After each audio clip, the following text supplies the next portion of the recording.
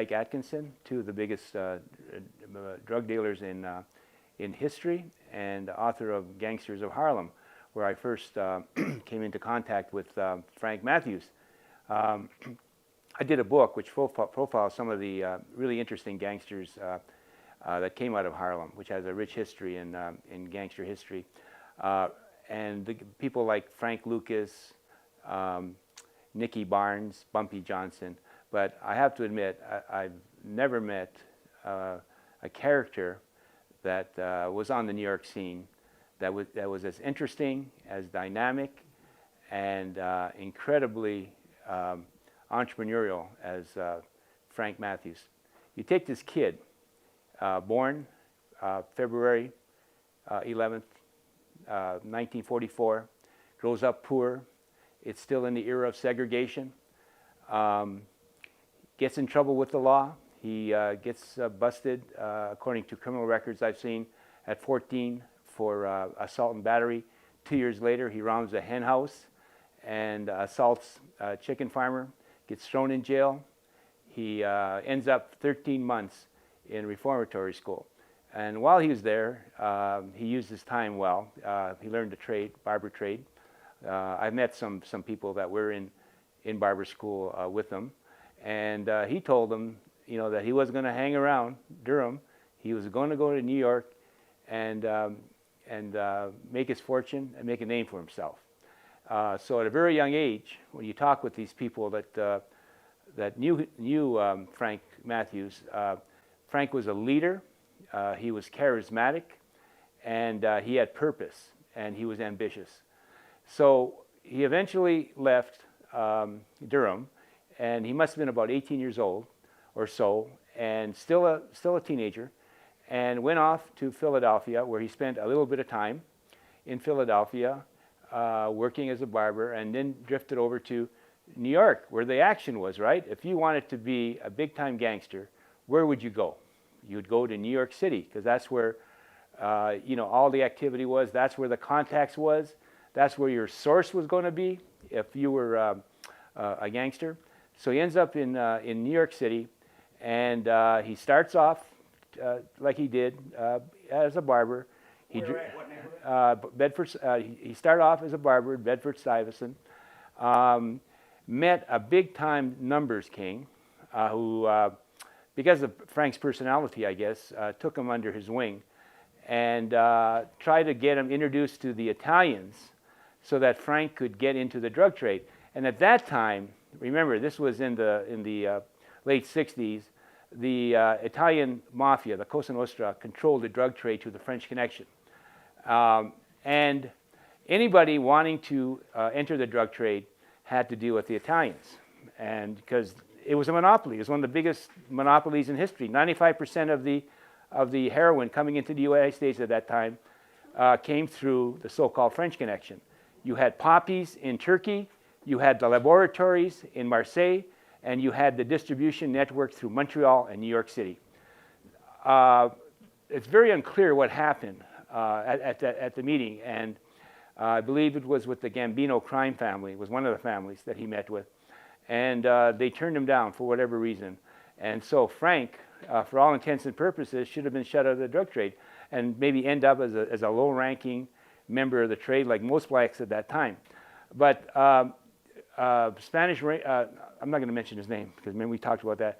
The big-time numbers king that took him under his wing introduced him to a Cuban drug trafficker named Rolando Gonzalez, who was real big time at that time, because I've talked with several people that knew him. And Rolando got in some trouble with the law and was indicted for drug trafficking.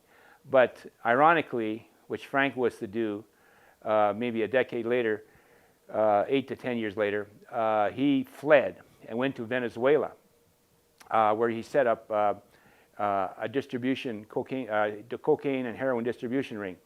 And before he left, he sold Frank a kilo of cocaine for something like $20,000. And that, right. He sold a kilo of, Rolando Gonzalez sold a kilo of heroin to Frank Matthews, and that, no, it was heroin. It was heroin. It was of heroin, and that evidently started Frank in the drug trade. And now, here you had Frank, who probably would have had to kiss ass the Italians, but he also had a connection to Venezuela, where the Corsicans, some of the Corsicans that were formerly associated with the French connection, were at setting up base, and they were going to have a big distribution network, not only of heroin and cocaine. And so he had this really good source. He didn't have to deal with the Italians. The Italians were known at the time for dealing in shit. Their heroin was terrible. And the reason for that was because they had a monopoly. I mean, they had a 95% monopoly of the heroin trade. And so why do you have to have a really good product to sell people? They had no choice. So Frank came back, and his heroin was a lot better. He developed an organization which, in its development, is truly remarkable. Truly remarkable, because within a couple of years, he was one of the biggest drug dealers in the history of the country, and it's really amazing. I mean, you look at the records from that period. There were dozens of people from all over the country dealing with him. He dealt in at least 21 states, which was unheard of. We talk about Frank Lucas, right? We talk about Nicky Barnes. They were essentially New York dealers, New Jersey dealers. That's where they dealt from. Frank was in Maryland. He was in Ohio, the whole East Coast. And if he would have had the opportunity, if he wasn't investigated, he probably would have set up a truly national and then eventually an international network that would have just boggled the mind. And so it was truly amazing. And the amazing thing about this, nobody knew about this. I mean, he was developing his network. He wasn't even on the radar. They had no investigation going. He was making millions of dollars a year. And if it wasn't for one cop, an NYP detective named Joe Kowalski, that investigation might have not have started for another 10 years. Why? It could be a little bit of racism. They weren't interested in blacks because they still believed that they held the traditional roles of house servants, to La Cosa Nostra. I mean, the police weren't interested in investigating. Well, they wouldn't would believe that he could be that big of a drug dealer because he was black, and so they probably weren't interested in investigating black drug dealers because they thought they're still working the traditional route, right, through the Italians, and also because Frank was a smart guy. He knew how to develop a network.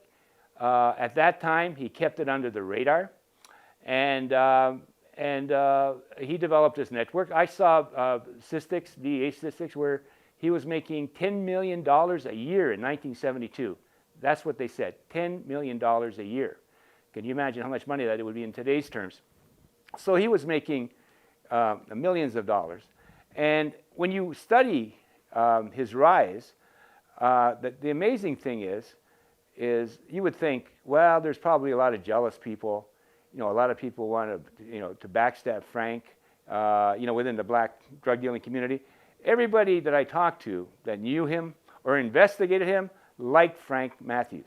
His personality was remarkable. He knew how to get along with people, which is a sign of a really successful businessman, whether you're a criminal or whether you're legitimate. And the only other drug traffickers I've studied, and I've studied a lot of them, that had that capability was Ike Atkinson.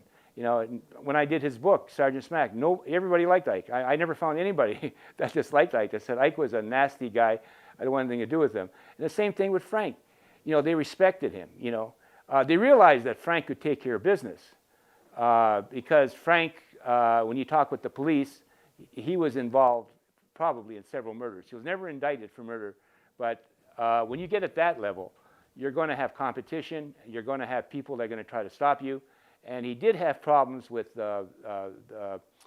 black Muslims in certain communities, like in New Jersey, for example. They're trying to keep their neighborhoods clean. And at that time, of course, there was a big heroin epidemic. This was after the Vietnam War, and it was sweeping through the black community. And they were trying to clean up their streets. he had, of course, the big black gangster was emerging. For example, in Philadelphia, you had the Junior Black Mafia, No, Black Mafia. the Black Mafia, and they resented the fact that Frank was trying to set up franchises, which what they were. He was trying to franchise his operation in cities throughout the East Coast, and there was conflict. There was, the famous incident of Tyrone Palmer, who was killed he was an operative for Frank, and he was killed in an incident in a nightclub in Atlantic City, which became very prominent.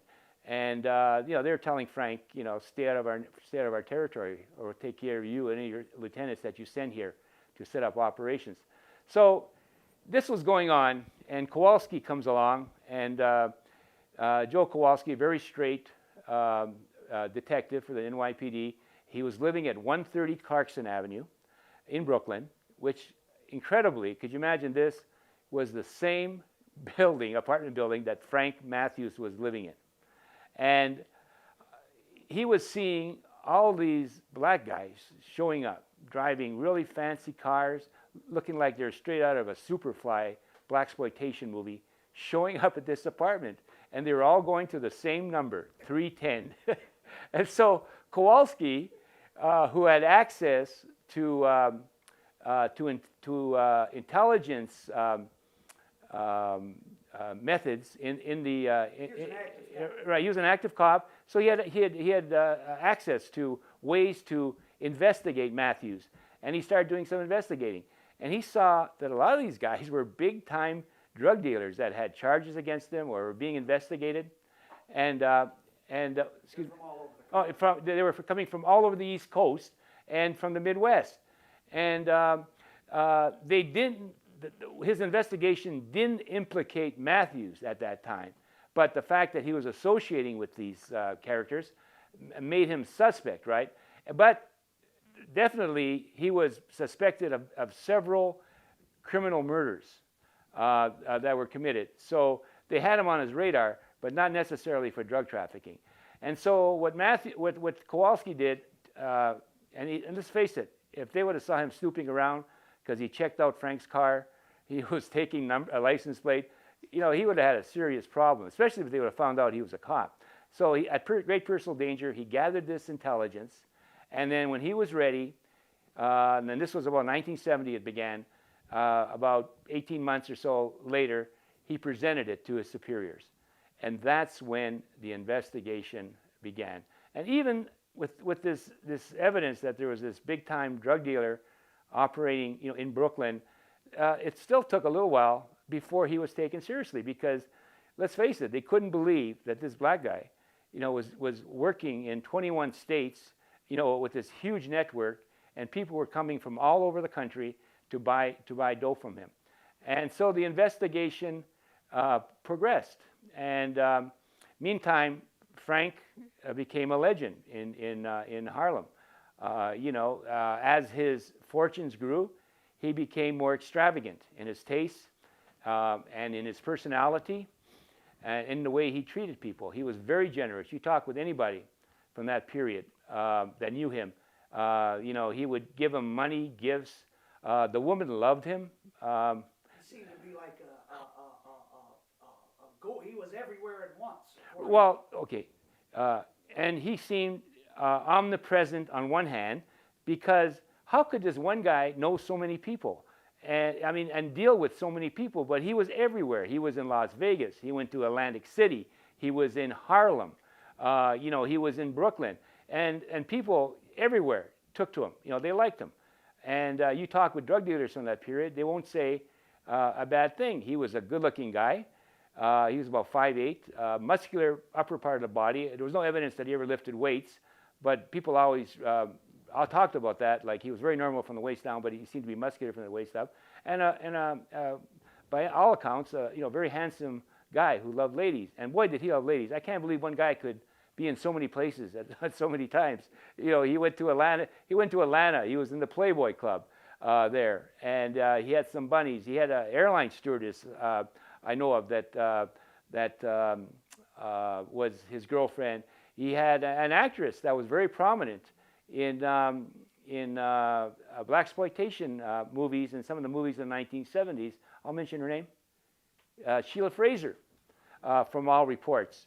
And at the same time, he had a common law wife named Barbara Hinton. And he was married and had 3 children.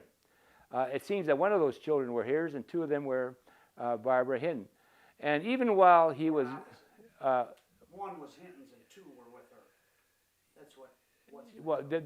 Well, I'll just say we don't know exactly the pedigree, you know. But and so he had all these girlfriends, all over the place. He had a wife with 3 kids at home, and he still had time to woo this, by all accounts, a very beautiful woman named Cheryl Brown, who's a little bit younger than him. Came from a middle-class background in Brooklyn. Evidently met him in a bar and was smitten by Frank, his charm, his money, and she became his girlfriend. And so life was good for Frank Matthews.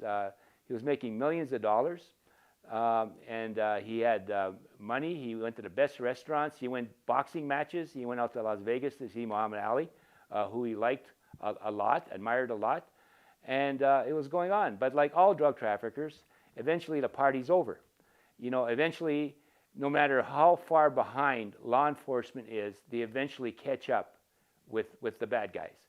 And this is what happened with Frank.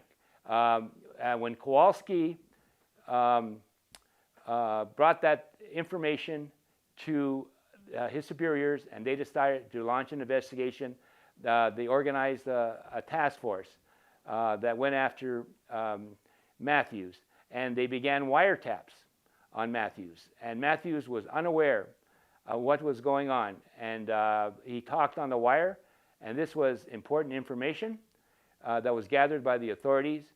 And then in 1973, January 4th, while Matthews was out in Las Vegas, he had rented a car, and he was going to the airport, and him and Cheryl Brown were on their way to the Super Bowl game, which, if you recall, was that famous Super Bowl game where Miami was undefeated, 17-0, and the Washington Redskins they played, and they beat them. And you remember Gerald Yepremian, the field goal kicker, tried to throw a forward pass.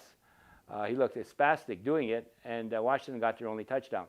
So Matthews was arraigned in Las Vegas, and which was mind-boggling. The authorities must have did a good job in presenting evidence for the bond when they appeared in court, because the judge leveled a bond of $5 million, which was unheard of at the time. It was the biggest bond in history. And what happened was, of course, Matthews never had enough time to raise the money. He was out in Las Vegas. Yeah, right. Okay, $5 million, which if you were to level that bond today, it'd be $30 million, for this drug dealer. And of course, that made headlines all over the country. A big black drug dealer in Las Vegas arraigned on a $5 million bond. So they brought him back to New York to be arraigned, and on the plane, evidently, he was very nonchalant, and it kind of unnerved some of the law enforcement officials that were with him, because Frank should have been really nervous, should have been sweating and all that, but he looked like the last guy that had a worry in the world. He just didn't seem to have any concern about his future, like he knew something that nobody else knew. So when they arraigned him in New York, it was really mind-boggling, because the $5 million bond went down to $325,000. I mean, can you imagine that? And this made the law enforcement officials that were investigating him go crazy, because they said that he was a possible flight risk. They really believed that, and that $325,000 was a lot easier to raise than $5 million. And of course, Frank did raise that money. He got that money from people.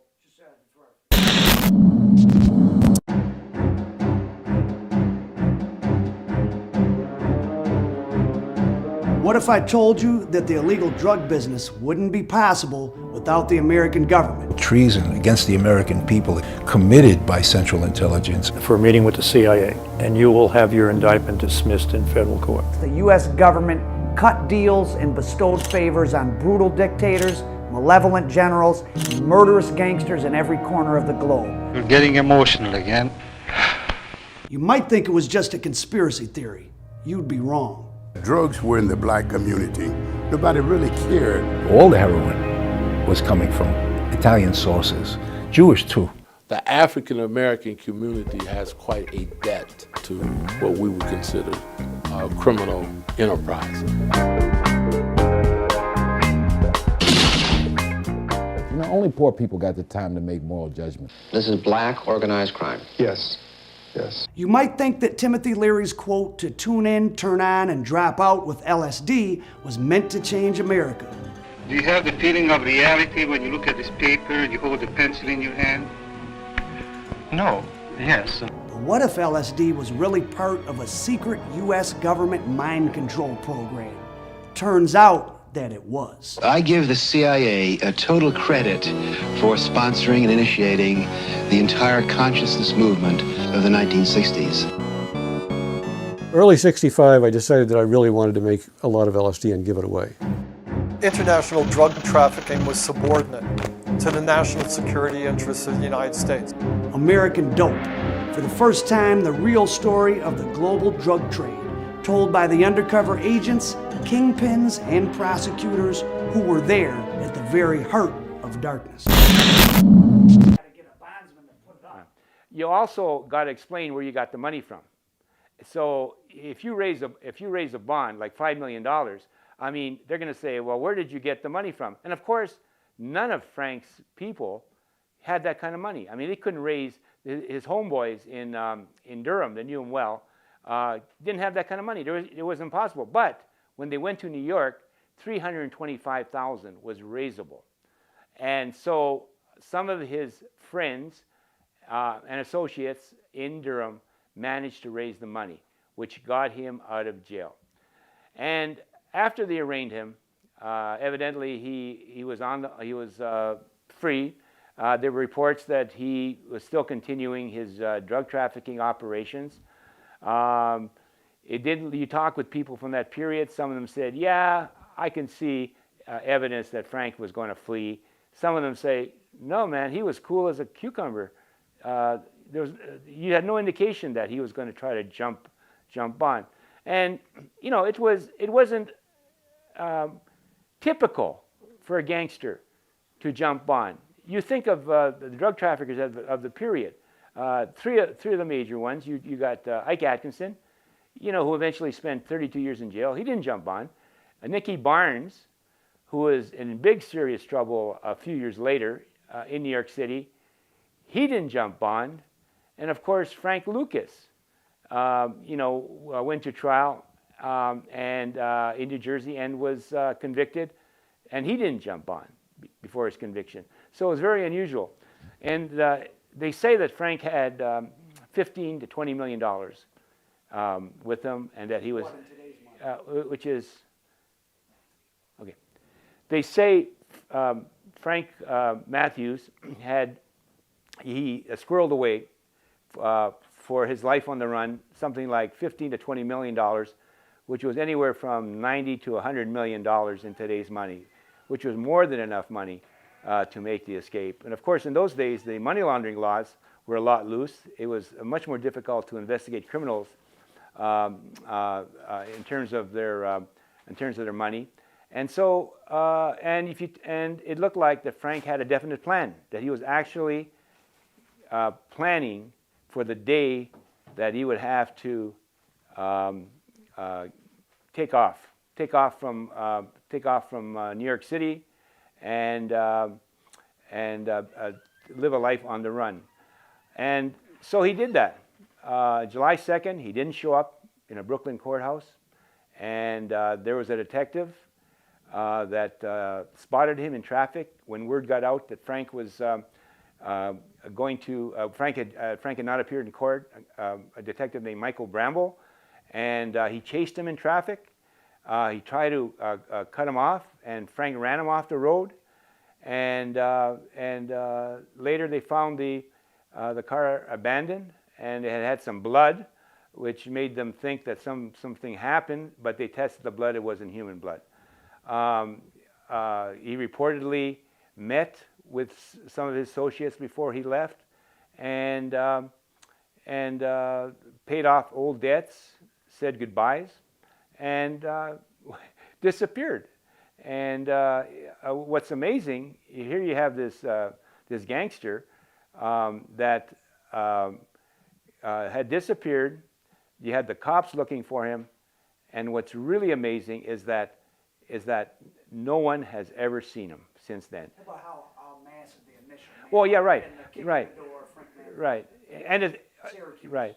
When Frank left, a manhunt ensued, and if you look at the way they conducted a manhunt, it wasn't.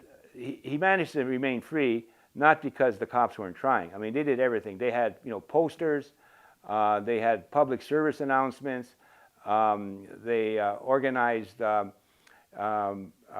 detectives and DE agents to go after him. Eventually, they set up a special task force in a couple of years that worked around the clock trying to find him.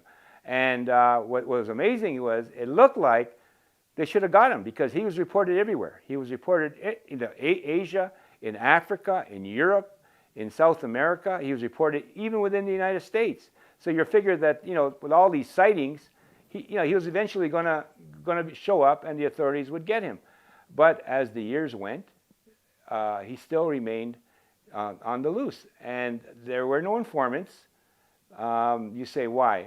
Well, one of the reasons I think was that you don't have the draconian sentences like you have today, which forces prisoners to make deals to stay out of prison for the rest of their life. His lieutenants were getting something like 5 to 12 years in prison, and they can do the time, maybe even get off with a little behavior. So, and plus Frank's personality, and reputation for violence. He was liked, but he was also feared. And I've gone into Durham, and I've talked with some people, and they indirectly say, "Oh, you shouldn't be doing this because Frank may get word of it, and he may get upset." So there's still that element of fear and hesitancy to reveal too much about Frank, largely because he's become not just of his personality at the time that he left, but because of the legend. Frank has become like Kaiser Sose, right? I mean, in the Unusual Suspects, he's mysterious, he's dangerous, he's brilliant, he's everywhere and nowhere. I mean, it's really amazing. I mean, and he's a character that's become bigger than life, right? Shakespearean, bigger than life, and I think that this has helped him. What else? Why haven't the authorities caught him? I mean, they've caught most of the gangsters, that have fled. Whitey Bozier just fled was caught after 16 years. Well, one of the reasons why Whitey Bozier was caught, probably the main reason. Well, what's the main? Well, you say, why hasn't Frank been caught? Well, you look at Whitey Bozier, right? He spent 16 years on the lam. He was caught in California. Well, if you look at why he was caught, it was essentially because of the reward. People paid attention, right? He had a little over $2 million reward on his head, and some woman in Iceland paid attention when she met him and his girlfriend in California. But look at Frank Matthews. His reward when he escaped. Now this is after they had put $5 million bond, on the guy that they were saying was the biggest drug trafficker in history. These cheap bastards only put $20,000 on his life. If I was Frank Matthews, I would have been upset. I would say, Jesus Christ, you're calling me the biggest black drug trafficker in history, and all you do is put $20,000 on my head. Now that was a pretty big amount at that time, but then they said the biggest since John Dillinger had $20,000 a head. But John Dillinger was in the 30s. I mean, and this was 1970s. So they're putting the same reward on Matthews' head as they put on John Dillinger, and that hasn't changed. It's still $20,000. Now, I mean, a lot of people aren't going to snitch for $20,000 today, especially a guy like Frank Matthews, who's respected, and with his reputation and his legend. So I think that's one of the big reasons that he's managed to remain free. And you know what? I think Frank Matthews is one of the. Let me see again. I think Frank Matthews is one of the luckiest gangsters that ever lived. I mean, for example, there was a book called Easy Money, done by Donald Goddard, and I read his obituary, and they listed all the books that he had written, all that, and they come to Easy Money, which is which half of it's on Frank Matthews' life. They mention the other guy, but they don't mention Frank Matthews. So as time went on, he's become less and less, of a focus of law enforcement. And if you don't put your radar on law enforcement, if you don't put your radar on the gangster, it's going to be very difficult to bring him in. Now they've tried that. The DEA revived the investigation, but I don't think they devoted the resources that you need to do this. I mean, it was probably done on a shoestring, and they found nothing. They did a bust by a guy named Frank Bender, who did the famous bust of John List, the mass murderer in New Jersey, and they circulated this bust, what Matthew would look like after so many years on the run. They showed it on America's Most Wanted, and that was it. And of course, every generation of law enforcement, have their own guys that they want to get, and this is 40 years old. So I think that as time passes, unless Frank makes a mistake, which I don't think he's going to. You talk to law enforcement and they think they're going to catch him, but you got to make an effort, a real serious effort to catch him. And as far as I can tell, the investigation is passive. It's not proactive. And as long as you have that, if Frank Matthews is still alive, and he's as smart as he is, after 40 years where he hasn't made a mistake, he's kept a low key, he's alive. I mean, and he's going to stay like that, as long as he lives. And he's 67. This is 2000, end of 2011. He's going to be 68, which is a relatively young age. Now, but here's the thing. I'll mention this. I'll say, whether you asked me whether Frank Matthews is alive or dead, and I've talked to so many people that have expressed an opinion. A lot of them are I would call educated opinions, because they're involved in the investigation, they know Frank. But at the end of the day, when you talk to these people, nobody knows. Absolutely nobody knows, because there's never been a sighting of Matthews. There's never been a picture, like when Woody Bozier was on the lam in the late 90s, there was a picture of him in ATM in Europe. So the people knew that he was alive. There hasn't been a picture. They don't even know if he had plastic surgery. Some of the law enforcement think that he was. I've talked to people that knew him and said Frank was too vain, to change his looks. So everything is I've never seen anything like it. I mean, in terms of a gangster, because so little is known. The story about Frank being killed by the mafia. Well, I know from sources who I've talked to that know people in prison, that mafia guys that have been there a long time, that are from that era. And there's absolutely no rumors within the mafia circles that they had whacked Frank. And the mafia have a tough time keeping a secret. They're supposed to be famous for their omerta, but that's all bullshit. As we know, especially today. So, and also, why would the mafia want to kill him? He had escaped. I mean, there was no point in and could they? I mean, if he got that far, he evidently got to Texas, and there's speculation within law enforcement, especially the people I talked to, that he had fled the country. And why would they, even chase him? I mean, there was no point. He was gone. He wasn't a pain in the ass like he was in the future. So that theory is good. Now, he could have, some people speculated that he could have got away with the money. You have the young girl, and he associated with the wrong guy, and he was double-crossed.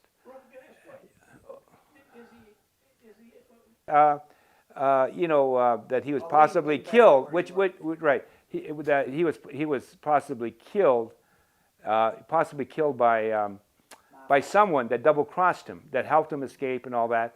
And that's something that sounds like great for a Hollywood movie, and it's possible. It's as good a theory as any other theory I've heard. But the problem with that theory is, where's the proof? I mean, there's absolutely no evidence that Frank is dead.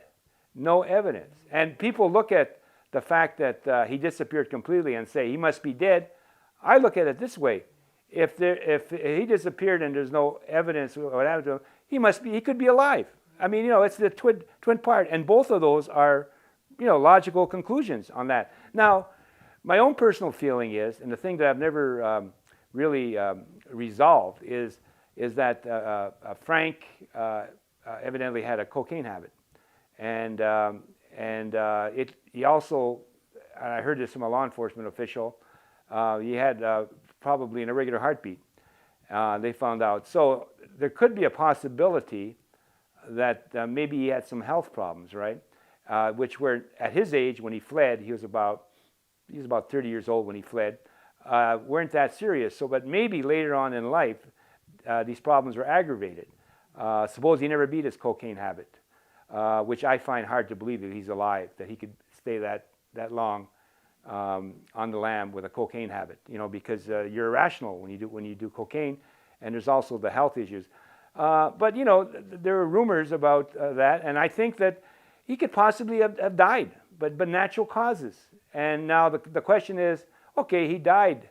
So where's why is there no record of his death or anything? That's a good question. I mean, it's logical, and you would think that there would be some kind of, his fingerprints would show up, or some kind of autopsy report would make its way into intelligence files of some of these big law enforcement agencies and all that. But don't forget, we're talking maybe a dozen, maybe 20, maybe 30 years later. And, a lot of things fall through the cracks. I mean, law enforcement many times is not known for their efficiency. I mean, and they've made a lot of mistakes. So who knows, maybe something like that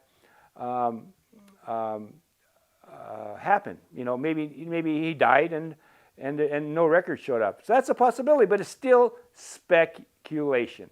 And that is why Matthews is such a fascinating subject, is because you could spend hours talking about this character and what happened to him.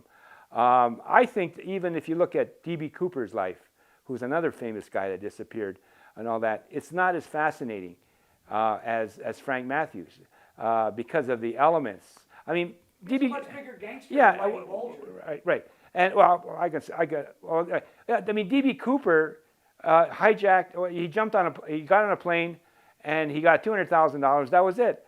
Frank Matthews was one of the biggest investigations in history, in U.S. history, for drug traffickers, and his personality was bigger than life, and the way he lived was bigger than life, and the way he escaped was bigger than life, and the fact that he's on the run is bigger than life, and what happened to him, who knows? I mean, that even is bigger than life, because how could this guy disappear off the face of the earth? So whether he's alive or not, I doubt very seriously we'll ever know. You talk with law enforcement officials, they sound hopeful. He's going to make a mistake, all that. But it's really whistling in the dark. The fact that the odds that we will know at this late stage what happened to Frank Matthews, unless he showed up in a police station one day and said, "Here I am. You've been looking for me. You've been looking for me. Take me." What would happen to Frank Matthews if he came back and turned himself in, like I just speculated? Really, that's a good question. Cheryl Brown was wanted on a material witness warrant at the time, but there's nothing. She's not facing any charges today, according to what law enforcement has told me, and because of that, they can't really question her unless she volunteers to walk in. So she could show up tomorrow and go live in Brooklyn, like where she lived before she met Frank, and nothing would happen to her. Now, Frank himself, I mean, come on, this is almost 40 years later. A lot of witnesses are dead. I tried to use the records of the trial that followed of all of his subordinates, and they're missing. And, the only thing that would be sure that he'd have to pay a price is for jumping bond. But the actual indictment itself about the drug trafficking that came down, I doubt, it still could be open in the air. And you talk to law enforcement, they don't want to admit it, but there's a challenge if they bring Frank Matthews to trial, if he ever turned himself in or if they ever captured him. Heroin deaths continue to climb.